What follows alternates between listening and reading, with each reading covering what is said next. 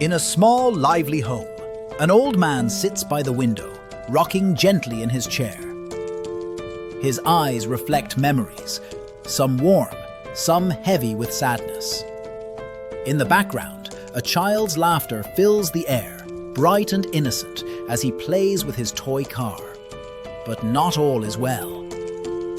The father stands nearby, his face distant, ignoring his own father's presence.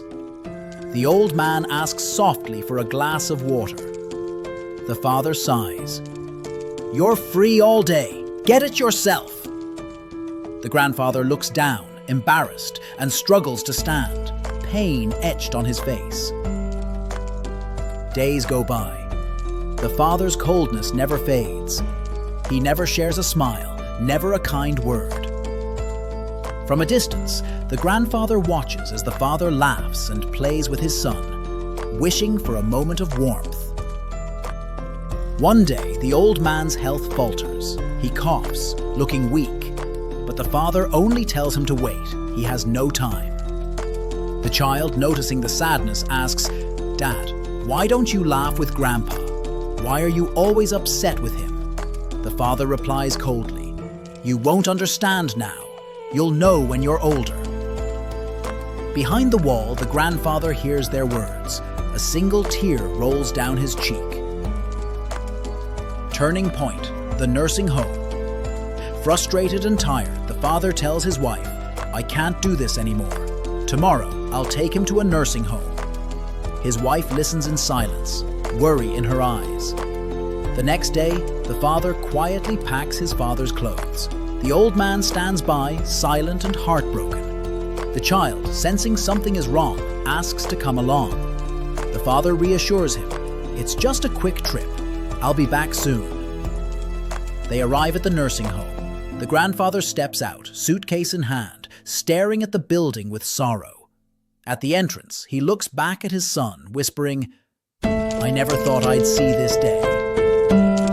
The father avoids his gaze, muttering, "Everyone must take care of themselves," before walking away. The grandfather enters the home alone. At home, the child waits by the window, hoping for his grandfather's return. In the nursing home, the grandfather sits alone, staring out the window. He holds an old family photo, tears welling in his eyes as memories flood back.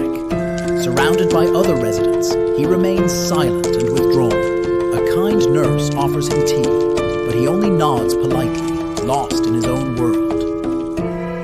Back at home, the father receives a call. His father's health is failing. He listens with a blank expression and returns to his routine, unmoved. The grandfather grows weaker, lying in bed, clutching his cane. A nurse adjusts his blanket gently, her face filled with compassion. The phone rings again. The father learns of his father's passing. He shows no emotion. In the nursing home, the grandfather's bed sits after 15 years pass. The father, now old and frail, sits alone in his quiet home, gazing at faded family photos. He coughs, reaching for water with trembling hands. He calls out for his son, asking for help to go to the doctor, his voice weak and uncertain. But his son, now a busy young man, brushes him off. "Later, Dad. I'm busy now." The old man lowers his gaze, feeling the sting of neglect. He sits alone at the dining table, a single plate before him, the room filled with silence and shadows. Memories haunt him, moments from his youth, the day he left his own father at the nursing home. Regret fills his eyes. On a rainy day, his son stands before him, explaining, "I can't care for you anymore. I've arranged a place at a senior home." The father tries to protest, but no words come out. His face is filled with pain and realization. In the car, on the way to the senior home, he gazes out the window at the rainy street, reliving the journey he once forced his own father to take. The car stops at the senior home. The old man hesitates, clutching his cane, dread in his eyes. His son stands by, holding an umbrella, avoiding his father's gaze. At the door,